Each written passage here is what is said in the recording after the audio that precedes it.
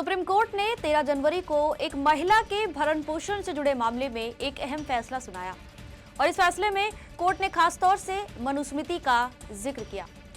अदालत ने मनुस्मृति के हवाले से कहा कि माता पिता, पत्नी और बेटे को कभी नहीं छोड़ना चाहिए और जो व्यक्ति ऐसा करता है उसे दंडित किया जाना चाहिए।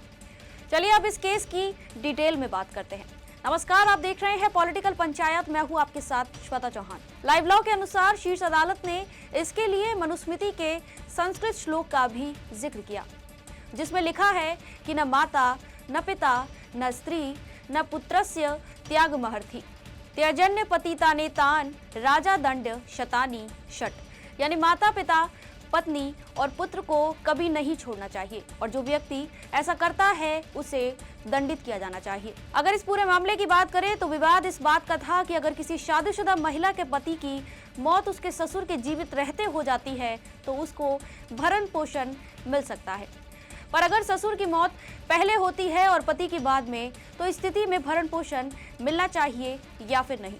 इस पर याचिकाकर्ता की तरफ से तर्क दिया गया था कि पति को खो चुकी महिला को ससुर की मौत के बाद गुजारा भत्ता पाने का कोई हक नहीं, पर सुप्रीम कोर्ट ने इस याचिका में दिए गए तर्क को पूरी तरह से खारिज कर दिया। जस्टिस पंकज मित्तल और जस्टिस SBN भट्टी की पीठ ने मनुस्मृति के ऊपर लिखे गए सिद्धांत को आधार मानते हुए हिंदू दत्तक ग्रहण और भरण पोषण अधिनियम 1956 के तहत बहू का अपने ससुर की संपत्ति पर हक बताया और महिला के पक्ष में फैसला भी सुनाया।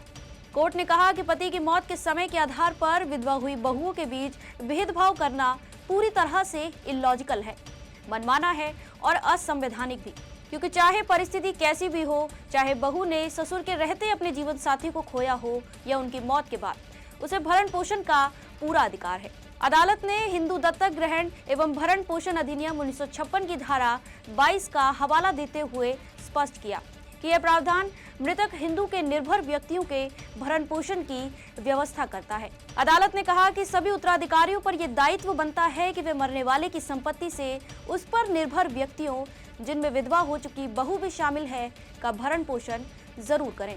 पीठ ने कहा कि पुत्र या कानूनी वारिस मृतक द्वारा कानूनी और नैतिक रूप से भरण पोषण की जिम्मेदारी वाले सभी निर्भर व्यक्तियों को संपत्ति से सहायता देने के लिए मजबूर है।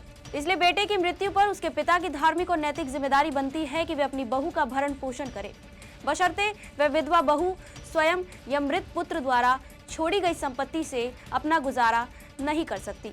सुप्रीम कोर्ट ने आगे कहा कि यह अधिनियम ससुर के अपने विधवा हो चुकी बहू के भरण पोषण के ऊपर बताए गए दायित्व खत्म करने का प्रावधान नहीं करता है, चाहे उसके पति की मौत ससुर की मौत से पहले हुई हो या बाद में। कानून के अनुसार एक विधवा बहू को भरण पोषण से वंचित करना उसे गरीबी और सामाजिक अलगाव की तरफ धकेल देना है। आज की खबर में बस इतना ही। कोर्ट के फैसलों से जुड़ी खबरों के लिए बने रहिए पॉलिटिकल पंचायत के साथ।